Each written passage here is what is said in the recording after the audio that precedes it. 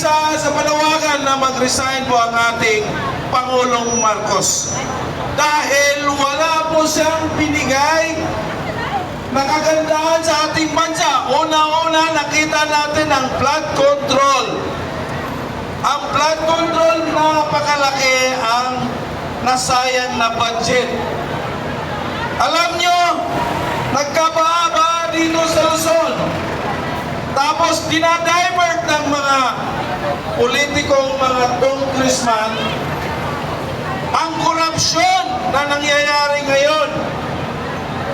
Imagine ha, nagsalita na si Diskaya, kasali na doon si Martin Romualdez, kasali na doon si Saldico. Sino ang mga boss niyan? Siyempre si President Bangag Marcos. Kailangan natin magtulungan. Hindi basta-basta ako. Kayo dito, lumabas tayo upang panawagan natin. Tama na, sumobra na ang korupsyon na naganap dito sa ating bansa. Alam nyo,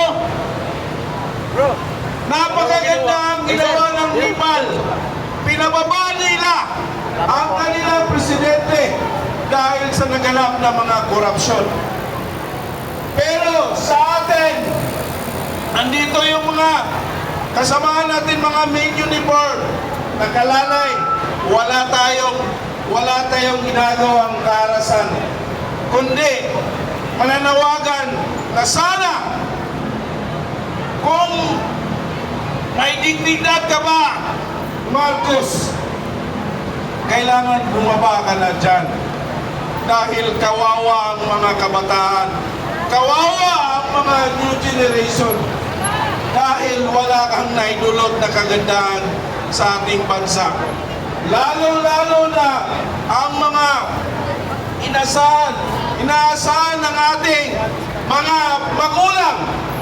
Ang inaasahan ng ating mga magulang, yung mga kabataan ngayon, na sana sila na po ang mapuno noon sa darating na sila na po ang nagiging leader sa ating bansa. Alam nyo, ayaw nila pumunta sa Mindanao, halos hindi kami makatulog dahil sa pangyayari. Kami pa ang sinasabi doon na kami pa daw ang may flood control na ghost project doon sa Mindanao. Eh may mga resibo kami. Kung baga nakikita ninyo yung mga resibo na pinakita ng ating congressman kung kulong.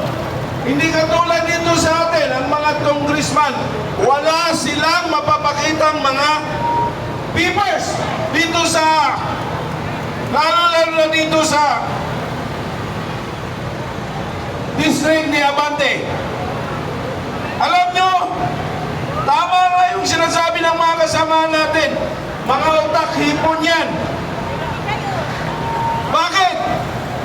Dito ang baha. Bakit doon dinadivert sa Davao ang baha? Kaya lahat doon tayo, mga kapatiran, mga taga Mindanao, huwag ho natin ipagpalit ang ating Oo, nakalaporonda buhang ka. dahil marami na ngayon ang pangyayari dito sa nakakatanga. Napakarami po ang mga korupsyong naganap.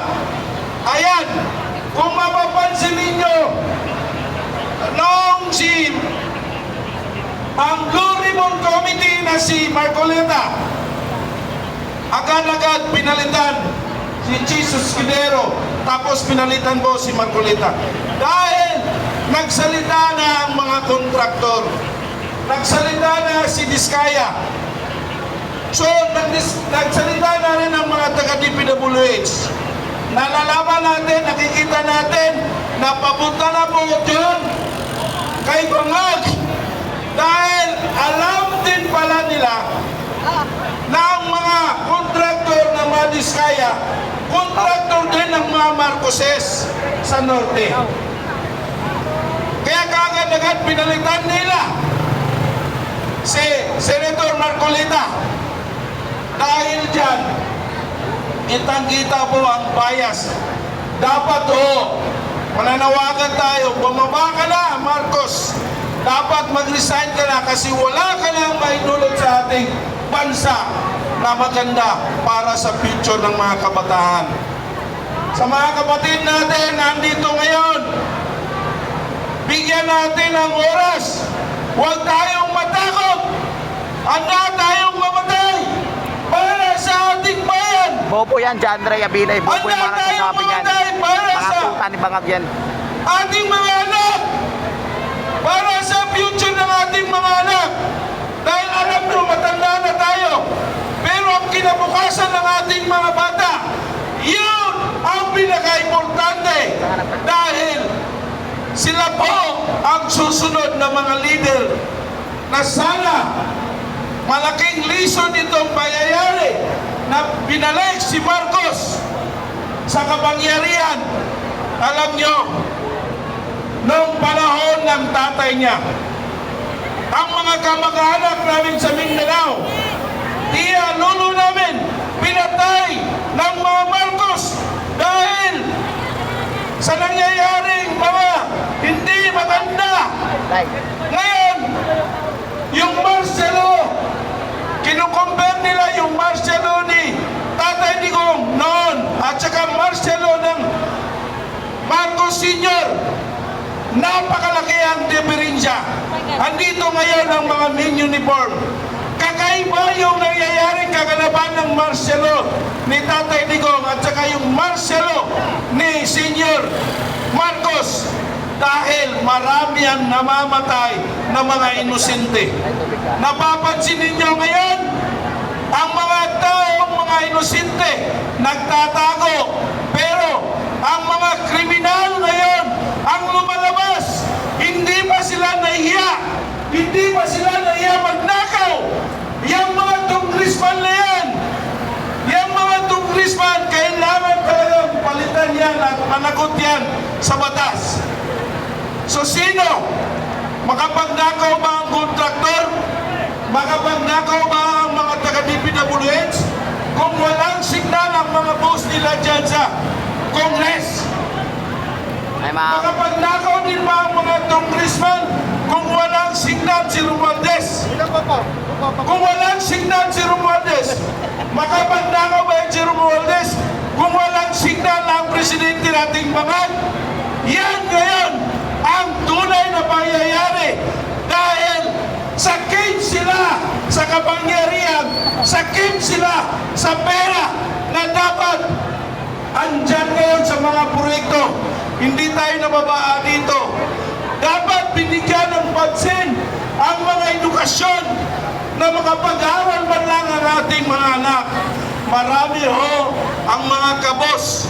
Marami ho ang mga kabataan na hindi nakapag-aral dahil sa hirap na buhay ngayon. Alam nyo, at napansin ninyo dito ngayon, nung mag-ikot ako dito sa Luzon, nako, parang multo na wala kang nakikita dahil sa nauso ngayon ang mga multo. So yan ngayon, dapat